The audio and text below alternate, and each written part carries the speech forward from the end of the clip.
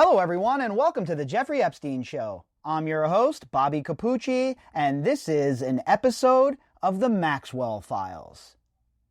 Now that there's going to be so much information coming out about Ghislaine Maxwell, and we're going to be covering it, obviously, at a very hefty clip, I figured we'd start a new segment and we'd call it the Maxwell Files. What we'll do is we'll put the articles that have to do with Maxwell specifically and her arrest within these episodes so that it is more organized and easy for those of you out there following the program to navigate. So our first episode and our first article is right now. Our first article is from CNN.com. And the headline is, In Pursuit of Ghislaine Maxwell, Authorities Allege Mysterious Financial Dealings with Jeffrey Epstein. The authors of this article are Erica Orden and Kara Scannell.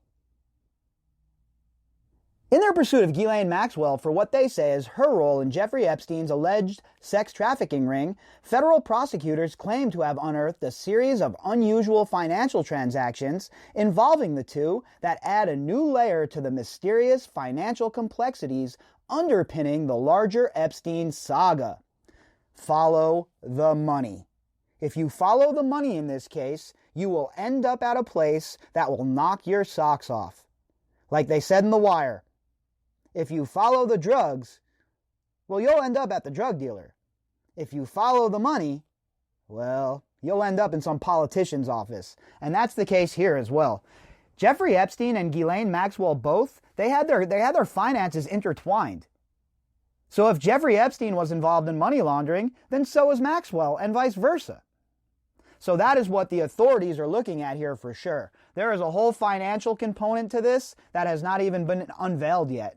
And when they unveil the financial component to this, it's going to be sweeping. And I would not be shocked if some serious names are caught up in the net. The financial relationship between Epstein, the late multimillionaire, whose sources of wealth remain largely murky, and Maxwell, the British socialite, co-conspirator, child abuser, all-around scuzzbag, whose newspaper tycoon father died just before implicated in a massive pension fraud scandal, has long been difficult to decipher. No, she hasn't. See, here's the problem with places like CNN. She hasn't been hard to decipher. You haven't done your legwork. You haven't done the proper research. With all of the resources available to you, you still have not pursued this case truly and accurately. Oh, sure, you've had a story here or there, or you've reached out to this person or that person here or there, but have you ever really dug deep? Have you done a long series on this that has gone on for months and months and months every single day? Of course you haven't. Not in your publication, and certainly not on TV. So she's not that hard to decipher, okay? You have just not done your work, CNN. The two ran in the rarefied world of billionaire bankers and society figures, but it was unclear how either came to have the means to support such a lifestyle. No, it's pretty clear, okay? Jeffrey Epstein was running around with guys like Leslie Wexner, who were obviously bankrolling him. Now, do I have that evidence in front of me? Ironclad evidence saying that? No, I don't. But I'm sure the prosecutors do, because guess what? There is plenty of circumstantial evidence that is strong as hell, that is out there for the public to put together on their own. If the circumstantial evidence is that strong, can you only imagine what the depositions are going to look like? Can you only imagine what those subpoenas are going to entail? Epstein billed himself as a money manager to billionaires, but it was not apparent that he had any clients besides Leslie Wexner, the founder and chairman of Victoria's Secret parent company, L Brands, who took the unusual step of granting Epstein power of attorney and who later accused him of having misappropriated vast sums from Wexner and his family. Look, if he really stole that money from Leslie Wexner, why did Wexner wait so long to come forward and put him on blast? If he was scummy enough to steal that money, and he was already convicted of those sex crimes, don't you think Wexner would be screaming from every mountaintop about this scuzzbag and how he stole money from him? But he didn't. So it makes me question what really occurred. Did Jeffrey Epstein really steal money from him? Or was this just more of a cover, more of their armor, more moves within moves as they try to cover their tracks?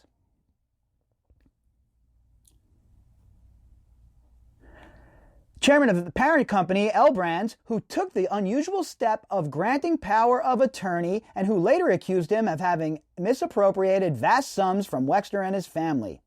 Maxwell has said in court papers that Epstein pledged to always support her financially. Aw, isn't that cute? I'm sure Jeffrey most assuredly planned on helping Maxwell out if that he was still alive and she got busted, right? But in death, you think he really cares? The only reason he cared in life is because he didn't want to be implicated. All of these people that received these hefty salaries in Jeffrey Epstein's orbit, it was all for one specific reason: to buy their silence. On Thursday, after charging Maxwell with recruiting, grooming, and sexually abusing underage girls as young as 14 as part of Epstein's alleged years-long criminal enterprise, federal prosecutors disclosed that for a 5-year period beginning in 2007, Maxwell and Epstein exchanged more than $20 million between their bank accounts, with the sums going first from Epstein to Maxwell and then back to Epstein. I wonder what Jess Staley had to do with any of those transactions.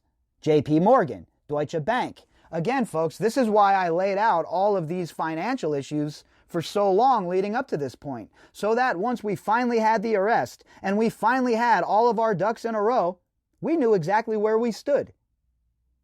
And the evidence is quite clear that there was money laundering going on, fraud, wire fraud, all kinds of financial crimes, and ones I'm sure I don't even know about, were taking place.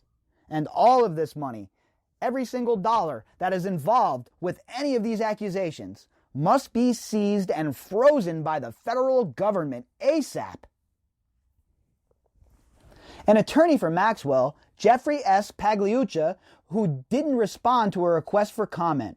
She and her representatives had previously denied she engaged in sexual abuse or sex trafficking. Well, of course she's going to deny that, right? She's certainly not going to admit it. Oh, yeah, that was me. I was involved. The guys come and get me. Nah, not a shrewd woman like this. She doesn't have any sense of what's right or wrong. She has no moral compass. All this woman thought about was the consolidation of power, compiling these dossiers of information on those they blackmailed, and moving their operation along so they looked better in the eyes of their handlers. Legal experts said the transfers raised questions about whether those were legitimate payments or were used to mask illegal conduct. Oh yeah, no, they were regular. That's what most people do. That's how regular people conduct themselves. All these different transactions from LLCs, from banks that don't exist. Folks, are there CTRs? Do we have Title 31 here? Were there any SARs put on these transactions? We need to know all the details. And those are the fine details that the prosecutors have available to them and that they're using to predicate this case. Now, you see, I've been very critical of the prosecution, but we have to give them their kudos here for arresting Ghislaine Maxwell in the first place now.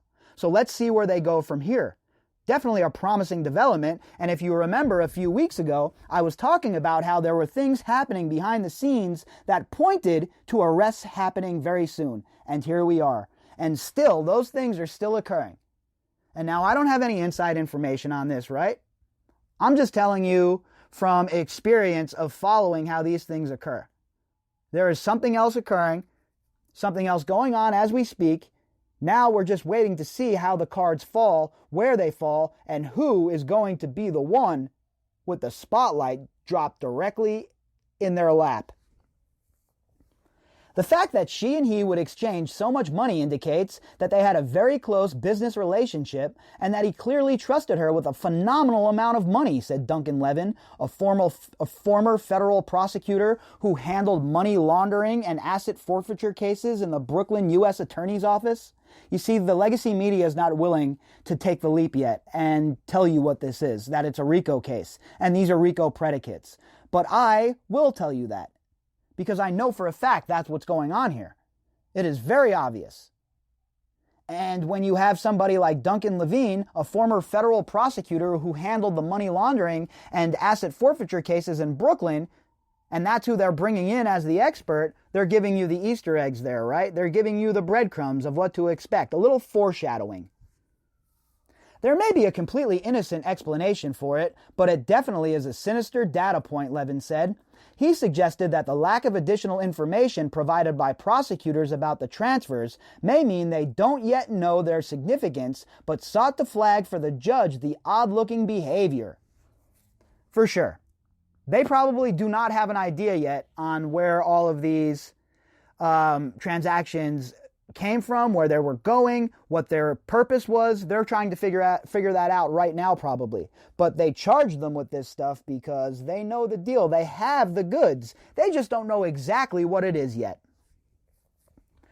Shan Wu, a CNN legal analyst and criminal defense lawyer, said the transactions that arouse my suspicions are the large transfers in the millions between her accounts and Epstein's accounts, which raises the question, is there some kind of laundering going on?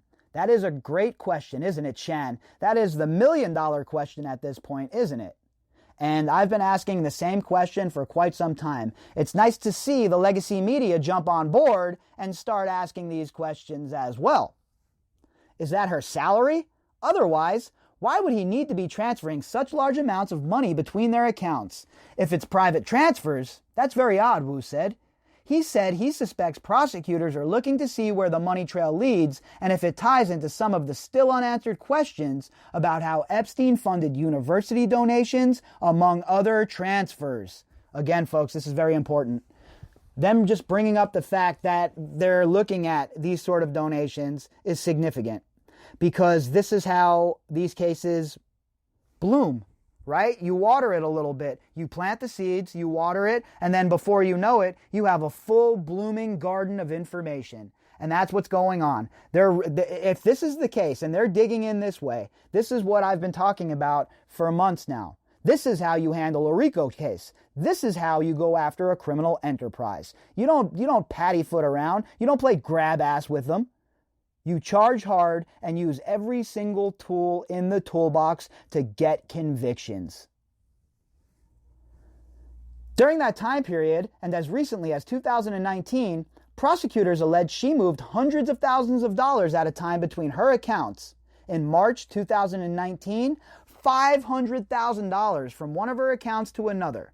4 months later, more than $300,000 from one account to another. As recently as last year, prosecutors say she held at least one foreign bank account containing more than $1 million. She didn't have a job. Where did she get that money, folks? From Jeffrey Epstein. Was that money gotten from ill-gotten criminal activity? Chances are it was. Prosecutors also allege moves tied to her $15 million sale of a New York City property in 2016. After she sold the residence through a limited liability company, amounts totaling more than $14 million were deposited into an account she is listed as owning. Days later, a sum of more than $14 million was transferred from that account into another account opened in her name. This is not normal behavior, not even for rich people. These are the moves of somebody who's in panic mode. And that's what she was. She's getting sloppy, it looks like here. In short, the defendant's financial resources appear to be substantial, and her numerous accounts and substantial money movements render her total financial picture opaque and indeterminate, even upon review of bank records available to the government, prosecutors wrote. And that is a very good accounting of what's going on, right? We don't know what she has. We don't know what kind of dough she has. I hope all of those assets are frozen. I hope that none of this is still being moved around because we know that her family is populated with a bunch of smarmy SOBs as well. At the time of her arrest Thursday, she was found living on a 156-acre in Bradford, New Hampshire, estate that was acquired for $1.7 million in an all-cash purchase in December 2019 through a carefully anonymized LLC according to court papers and the realty company. That on its face is just scary. That somebody would be willing to put their name up for Ghislaine Maxwell and go help her get this fucking place to live is just absolutely beyond imagination. How could anyone want to get in bed with Ghislaine Maxwell? How could anyone try and defend her at this point? But it said some English dude was there helping her out. Again, that's another question I'm going to be digging into. Who is the English guy? Who was he? Why was he helping Ghislaine Maxwell? And what else is he involved in at this point?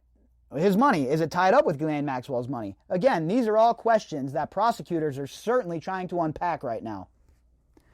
According to the indictment unsealed Thursday and court filings, Maxwell and Epstein have been financially entangled for many years. Prosecutors say that between 1994 and 1997, the period that covers her indictment, the two were in an intimate relationship and that he paid her to manage his various properties, which ranged from an Upper East Side mansion to a sprawling ranch in Santa Fe, New Mexico. That is incorrect. There's no way that that was happening. She wasn't getting paid for that. She wasn't just hired help. She was part of the leadership structure. She was the shadow boss.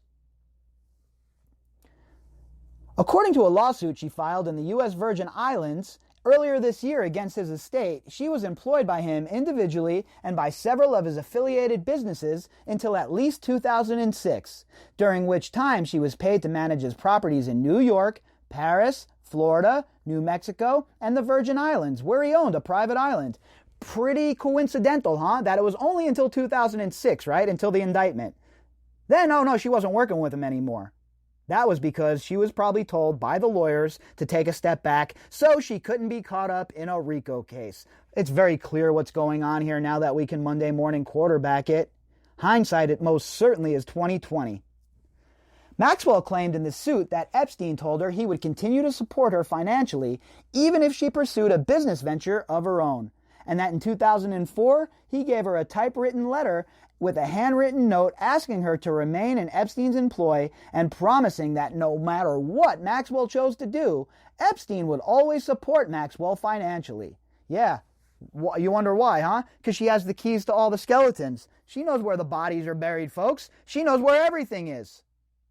That is why he offered to pay her. Silence. The same reason he gave Leslie Groff and the other assistants $200,000 as a salary, when people on Wall Street are usually making 60 or 70 grand in that same position. This is hush money. Last month, both parties filed a joint motion to stay the proceedings in that lawsuit. Folks, we are in for one wild ride as the prosecution of Ghislaine Maxwell continues to take form.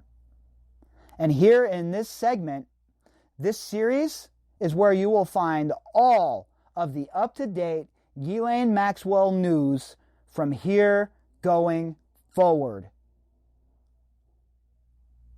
If you'd like to contact me, you can do that at Bobbycapucci@protonmail.com. That's BOBBYCAPUCCI@protonmail.com. You can also find me on Twitter at BOBBY_CAPUCCI. You can also find all of the links that pertain to the episode and the podcast within the description box. All right, everybody, I'll talk to you all later. I hope you all enjoy your night.